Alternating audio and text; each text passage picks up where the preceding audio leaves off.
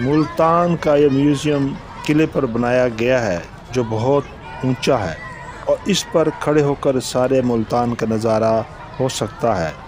گرمیوں میں شام کو اس دمدمہ پر بڑی رونق ہوتی ہے۔ اس میوزیم میں تاریخ ملتان کے حوالے سے مختلف ہونے والے واقعات، جنگیں، محمد بن قاسم کی ملتان آمد، اسکندر اعظم کے حملے، مغلوں کی یلغار، انگریز سرکار کا دورہ اور ملتان ثقافت تہذیب کی ان تصویروں کے ذریعے عکاسی کی گئی ہے جو اس میوزیم میں سجائی گئی ہیں۔ ان تصویروں کو دیکھ کر ایسا محسوس ہوتا ہے کہ آپ ملتان میں 5000 سال پہلے قبل کھڑے ہیں۔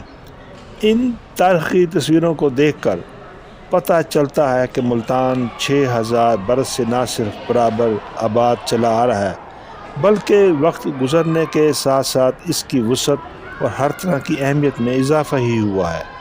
میوزیم میں لگی ان تصویروں پر غور کریں تو پتہ چلتا ہے کہ فصیل کے اندر ملتان شہر بڑی اونچائی پر واقع ہے۔ گلیوں اور بازاروں میں بے شمار نشیب و فراز سامنے آئیں گے۔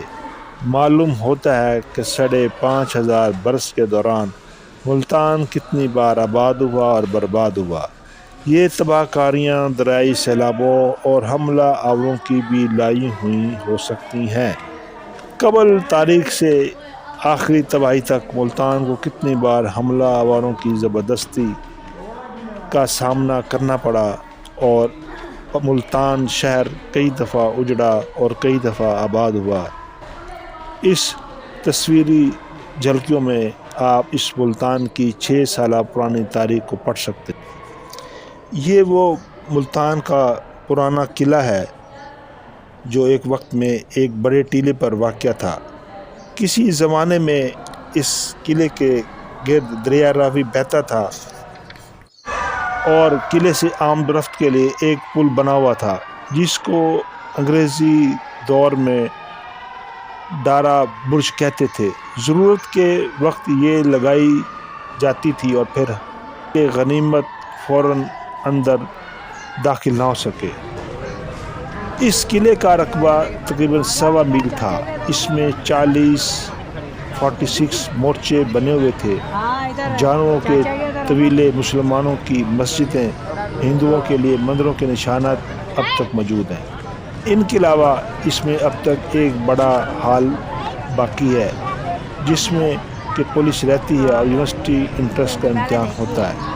ایک سرد خانہ جس کو دیوان ساول مالا کہا جاتا ہے کہ استعمال میں ہے، اب تک ہال کے پاس موجود ہے۔